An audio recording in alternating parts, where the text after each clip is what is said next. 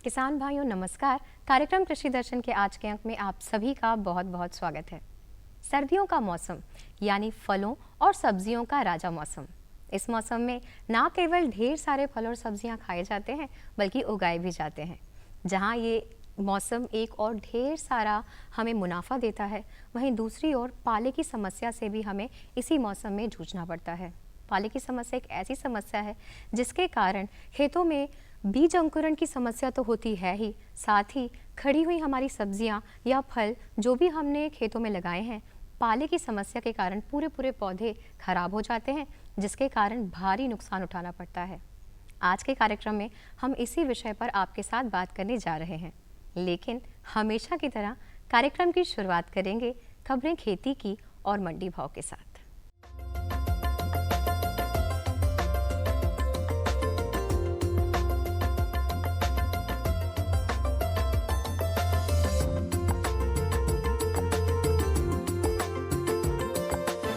नमस्कार किसान भाइयों, खबरें खेती में आपका स्वागत है। आइए नजर डालते हैं आज की कृषि की मुख्य खबरों पर।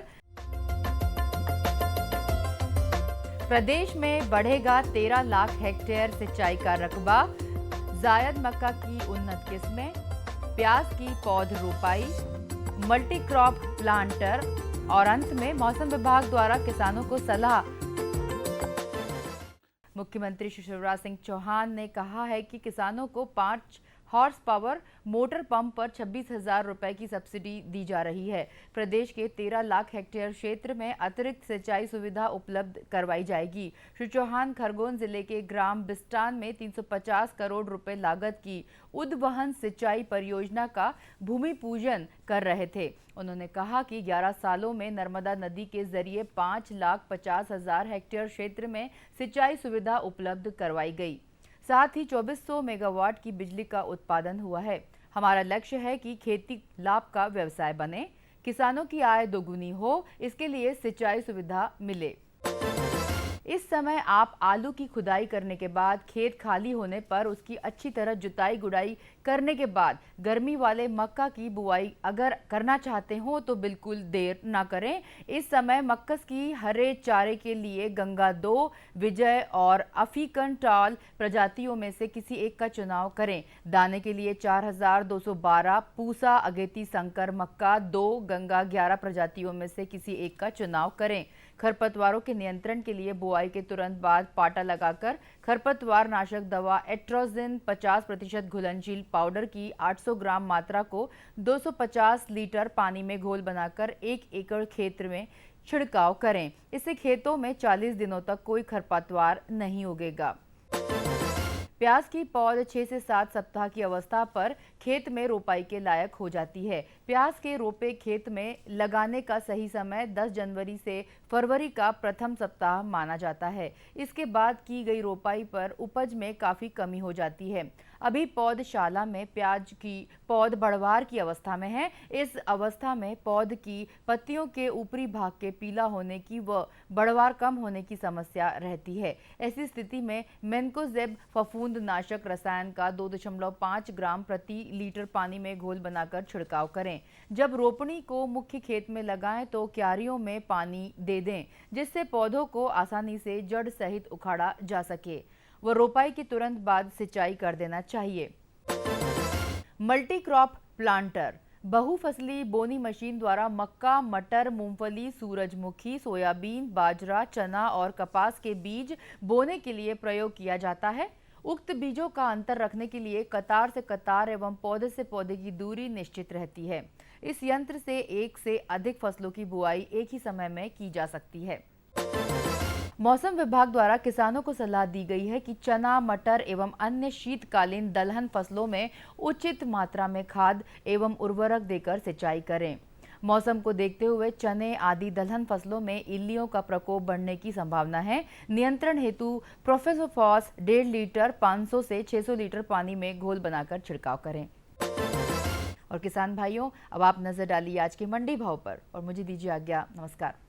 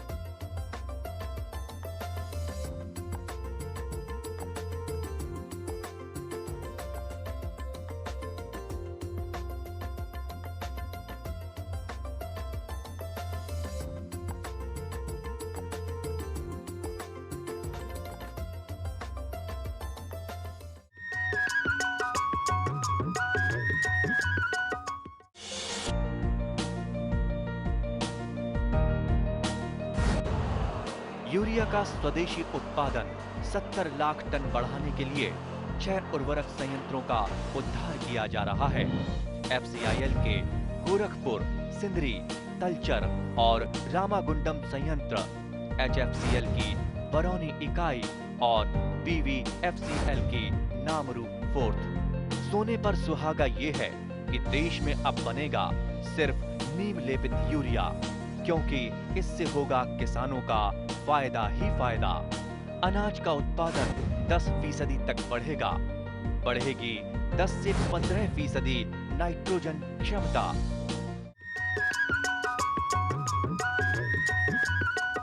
तो किसान भाइयों, आप सभी का एक बार फिर स्वागत है कार्यक्रम कृषि दर्शन में।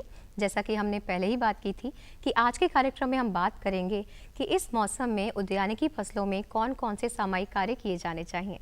तो इस विषय पर बात करने के लिए हमारे साथ स्टूडियो में मौजूद हैं डॉक्टर विजय अग्रवाल जी, जो कि कृषि वैज्ञानिक हैं जवाहरलाल नेहरू कृषि विश्वविद्यालय जबलपुर से।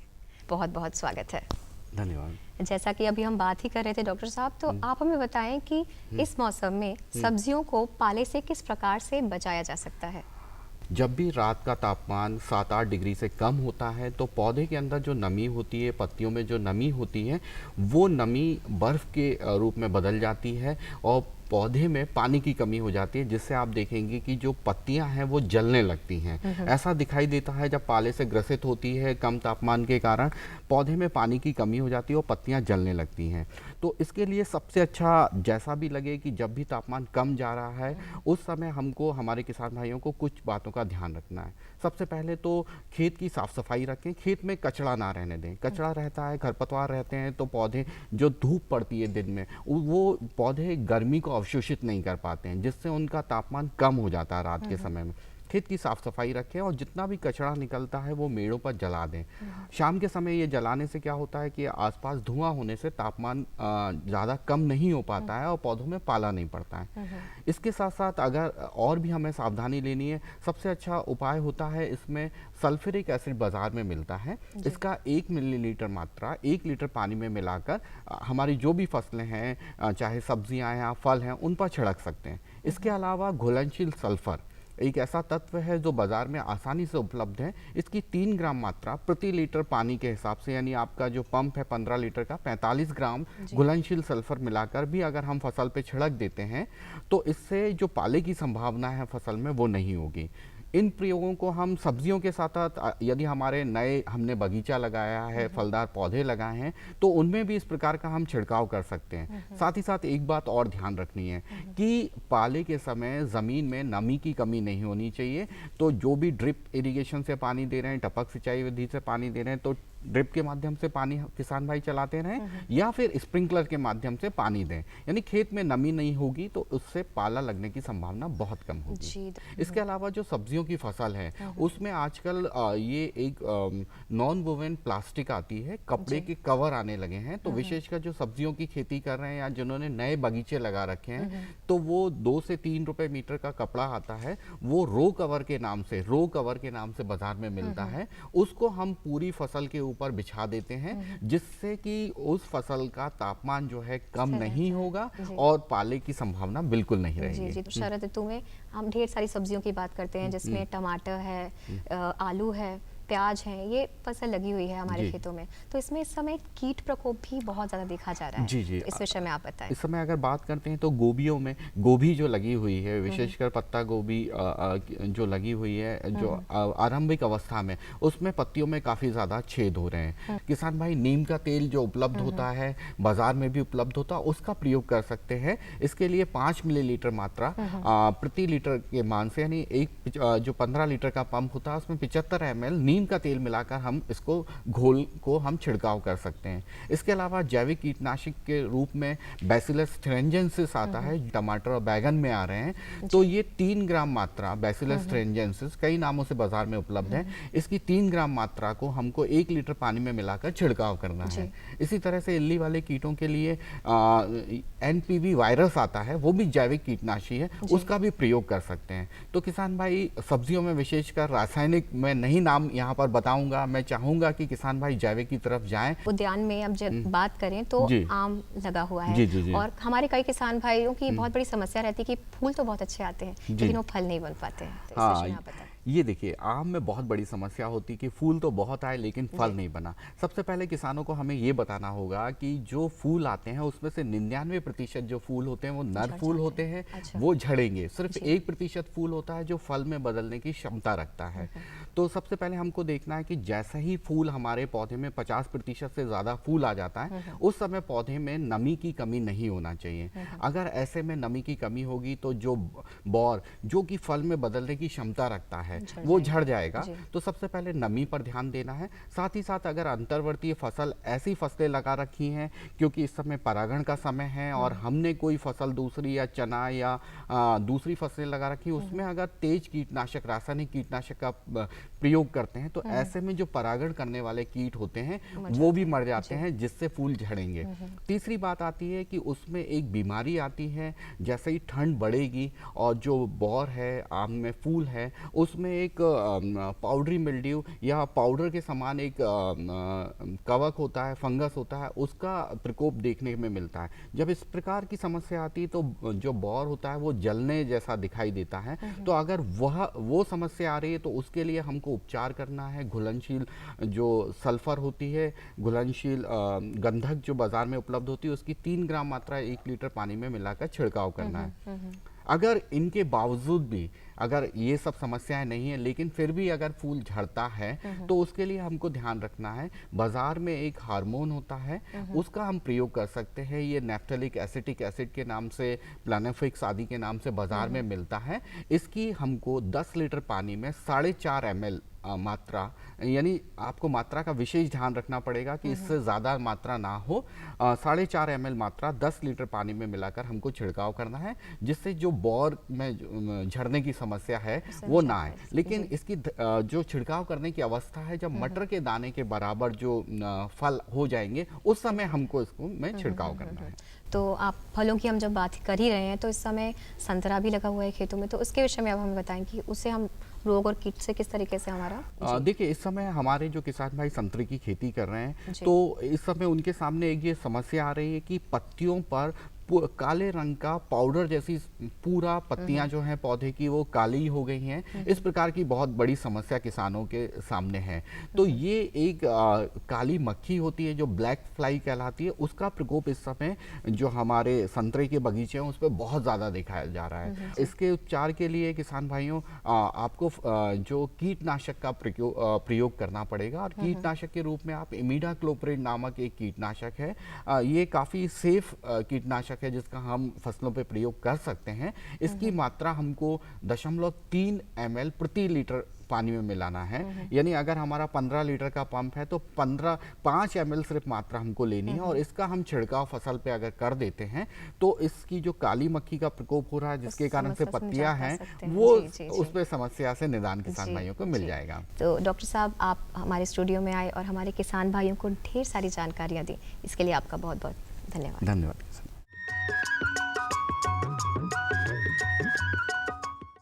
किसानों के हित में बड़ा कदम, प्रधानमंत्री कृषि सिंचाई योजना। हर खेत को पानी, प्रति बूंद अधिक उपज। सिंचाई के सही तरीकों और जल संरक्षण की नई तकनीकों के साथ बढ़ेगा जमीन का जल स्तर। जिला स्तर पर होंगी सिंचाई योजनाएं। असिंचित क्षेत्रों तक पानी पहुंचाकर बढ़ेगा उत्पादन। भारत सरकार की विशाल योजना प्रधानमंत्री कृषि सिंचाई योजना। क्या है फसलों का ताजा हाल, कैसे हो इनकी सही देखभाल, बीज और खाद की कैसे हो सही पहचान।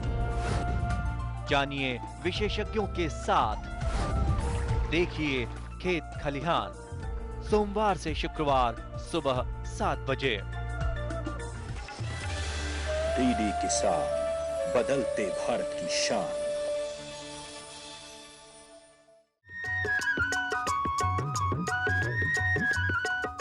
तो किसान भाइयों, आपने जाना कि किस प्रकार से आप सर्दियों के मौसम में अपनी उद्यानिकी फसलों की देखभाल कर सकते हैं और अच्छा और बेहतर उत्पादन प्राप्त कर सकते हैं।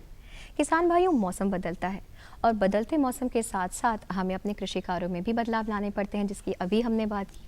तो आइए इसी विषय पर कुछ और बात करते हैं और जानते हैं कि इस समय फलों की, फसलों की, सब्जियों की किस प्रकार से जो हमारे खेतों में खड़ी हुई है उनकी देखभाल कैसे करनी है।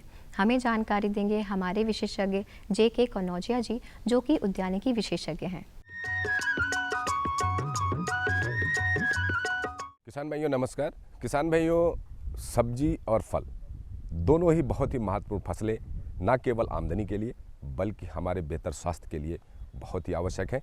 और हमारे किसान भाई, खास तौर से जो हमारे छोटे और मध्यम वर्ग के किसान भाई हैं, वो सब्जी का कार्य करते हैं और फल उत्पादन का कार्य करके भी वो निरंतर आमदनी प्राप्त करते हैं। किसान भाइयों, वर्तमान में हमारे क्षेत्र से अमरूद मुख्य रूप से फसल निकल के आ रही है, साथ ही बेर की फसल निकल के आ रही है। जहाँ पर हमारे किसान भाइयों ने अनार की खेती कर रखी है, अनार की फल भी वो तोड़ के बाज़ार भेज रहे हैं। यहाँ पर किसान भाइयों, मैं आप लोगों को अवगत कराना चाहूँगा, जिन किसान भाइयों के पास में अमरूद के बगीचे हैं, वर्तमान में उन्हें सिर्फ एक कार्य पर विशेष तौर से ध्यान देना है, क्योंकि फसल अभी निरंतर खेतों से निकल रही है। ऐसी स्थिति में सिंचाई का कार्य किया जाना बहुत ही आवश्यक है। सिंचाई करने से न केवल फलों की गुणवत्ता में सुधार होता है बल्कि उत्पादन में भी अच्छी बढ़ोतरी होती है।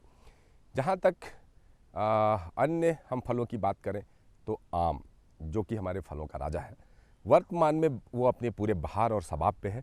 फूल आने की प्रक्रिया प्रारंभ हो चुकी है। बागों में अच्छे फूल आम के पौधों पर दिखाई दे रहे हैं और ऐसी स्थिति में किसान भाइयों बहुत आवश्यक हो जाता है कि हम अपने आम के बगीचे की देखभाल वैज्ञानिक तौर तरीके से करें। तो किसान भाइयों, हमारे बगीचे में जहाँ पर भी आम के फूल पूरी तरीके से आ चुके हैं, वहाँ पर सबसे आवश्यक जो कार्य है, यदि किसान भाइयों ने अभी तक उर्वरक उपयोग नहीं किया है या हम कहें कि पोषण अगर हमारे पौधों को नहीं दिया है, नत्रजन, फास्फोरस और पोटास की जो अनुशंसित मात्रा है उनके उम्र के अनुसार यदि उसका उपयोग नहीं किया है, तो किसान भाइयों को रासायनिक उर्वरकों का उपयोग करना है। और साथ ही साथ जो जैविक खादें हैं, कंपोस्ट की खादें प्रति पौधा 50 किलो से लेके 100 किलोग्राम तक का उपयोग भी प्रति पौधे के मान से करना है। और इसके साथ जो सबसे महत्वपूर्ण है, इस समय हमारे आम के बगीचों में सिंचाई का कार्य प्रारंभ कर देने का समय आ गया है। किसान भाइयों, इसके अतिरिक्त सब्जियों की जो फसलें हैं, वर्तमान में सब्जियों में लहसुन की फसल किसानों ने लगा रखी है। उसमें एक प्रकार की कुछ समस्याएं हमारे किसानों को देखने को मिल रही हैं, जिसमें कि खास तौर से रस चूसक कीटों का प्रकोप, चूँकि मौसम में भी जो बदलाव हुआ है, जितना तापक्रम नीचे आना चाहिए था मुख्य रूप से हमारे दिसंबर के अंतिम दिनों से लेकर जनवरी के प्रथम पखवाड़े में, वो नहीं हुआ और अचानक शीतलहर का प्रकोप देखा गया। तो लहसुन की फसल में रस चूसक कीटों का प्रकोप काफ़ी तेज़ी से बढ़ा, जिसके परिणाम स्वरूप पत्तियां आपस में मुड़ी हुई दिखाई देती हैं। किसानों की ये शिकायत आमतौर पर रही है। यदि ऐसी स्थितियां हमारे अन्य किसान भाइयों के यहाँ देखने को मिलती हैं, तो किसान भाइयों को मेरी ये सलाह है कि प्रभावित फसल को बचाने के लिए, उसका प्रबंधन करने के लिए इमेडाक्लोरोपिड 17.8 SL जो दवाई है, ये 8 से 10 मिलीलीटर प्रति 15 लीटर पानी में घोल बनाकर छिड़काव करना है। साथ ही साथ फसल में फफूंद जनित बीमारियों के भी आ जाने की संभावना होती है, तो इसी दवा के साथ में हम कार्बेंडाजिम प्लस मैनकोजेब दवाई भी 30 ग्राम प्रति 15 लीटर पानी के साथ में मिलाकर हम लहसुन की फसल में छिड़काव करें। किसान भाइयों, यदि लहसुन फसल में कहीं पीली पत्ती पड़ने की संभावना है, तो हो सकता है कि उसमें नत्रजन या सल्फर पोषक तत्व की कमी हो। तो हम सबसे पहले तो प्रयास ये करें कि अपने कृषि विज्ञान केंद्र के वैज्ञानिकों से हम इसकी बारे में चर्चा अवश्य कर लें और वैज्ञानिकों के द्वारा बताई हुई जो हमारी सलाह है उसका हम अनुसरण करें।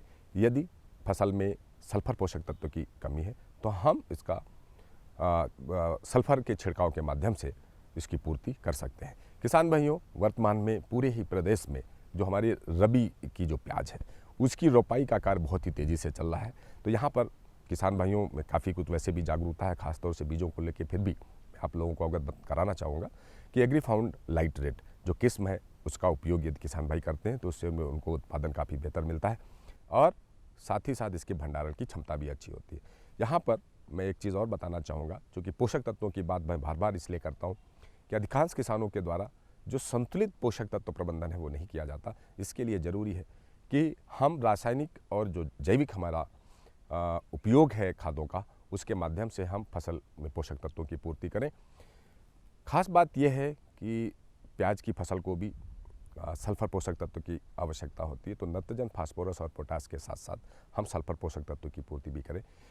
यदि किसान भाई सल्फर पोषक तत्व नहीं डालना चाहते हैं तो मैं उनको ये सलाह देना चाहूँगा कि फास्फोरस की पूर्ति के लिए वो सिंगल सुपर फास्फेट, जिसको कि राखड़िया किसान भाई बोलते हैं, उसका ही उपयोग प्रति एकड़ 3 बोरी मतलब 150 किलोग्राम प्रति एकड़ के मान से सिंगल सुपर फास्फेट खाद के, जिसमें कि 12% सल्फर भी होता है, उसकी पूर्ति उससे हो सकती है। रोपाई के पहले मैं किसान भाइयों को बताना चाहूँगा, जो हमारा रोपा जो तैयार हो गया है उसका भी यथासंभव रोपे का उपचार अवश्य कर लें। और इसके लिए जो रस चूसक कीटों के प्रकोप को कम करने वाली दवाइयाँ हैं, जिनमें खासतौर से इमिडाक्लोरोपिड दवा 5 ml 1 लीटर पानी में, 5 मिलीलीटर दवा 1 लीटर पानी में घोल बना लें और रोपे को उखाड़ के एक तगारी में जो घोल हमने बनाया है उसमें लगभग आधा घंटे के लिए रख दें और उसके बाद हम उसको खेतों में रोपाई करें। यदि संभव है तो राइजोबियम और पीएसबी, एजोटोबैक्टर जैसे जो हमारे जैव कल्चर हैं, इनका भी उपयोग हम पौधों की जड़ के उपचार में कर सकते हैं। यदि ऐसा करते हैं तो पोषक तत्वों की पूर्ति तो होती ही होती है और हमें जो फसल है वो भी काफ़ी बेहतर और स्वस्थ मिलती है, जिसका परिणाम बेहतर उत्पादन के रूप में हमारे किसान भाइयों को मिलता है। किसान भाइयों नमस्कार।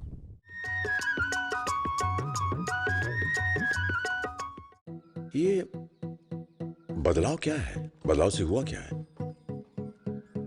भैया ये बड़े काम की चीज है। जब जब बदलाव आया है अपने संग खुशहाली लाया है। इंसान की सोच में अगर बदलाव आ जाए तो सब कुछ मुमकिन है, सब कुछ संभव है। अब ये बदलाव फिर आ रहा है और इस बार ये देश के हर हिस्से की सूरत को बदल के रहेगा। हर सूरत की मुस्कान में वो आपको दिखाई देगा, क्योंकि जब जब बदलाव आया है वो अपने साथ खुशहाली लाया है। तो चलिए एक नई शुरुआत करते हैं, कुछ बदलाव करते हैं।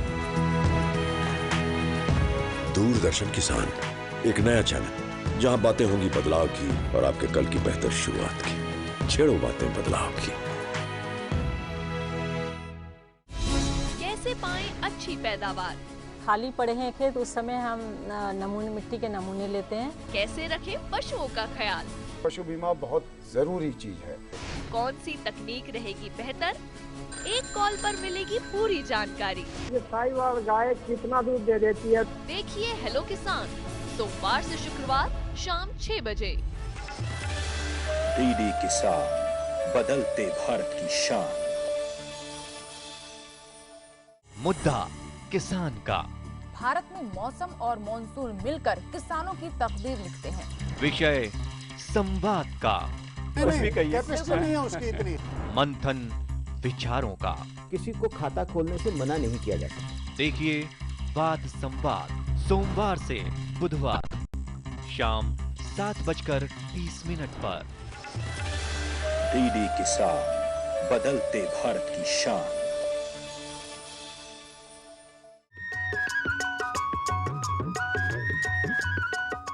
तो किसान भाइयों, आज के कार्यक्रम में हमने जाना कि किस प्रकार से हम उद्यानिकी फसलों को इस समय यानी कि शरद ऋतु में किस तरीके से सुरक्षित रख सकते हैं, कौन कौन सी बातों का हमें ध्यान रखना है। हमें उम्मीद है आज जो भी जानकारियां आपको दी गई हैं आप सभी के लिए लाभकारी सिद्ध होंगी। अगले अंक में एक और नई जानकारी के साथ आप सभी के साथ फिर होगी मुलाकात। तब तक के लिए आज्ञा दीजिए। नमस्कार।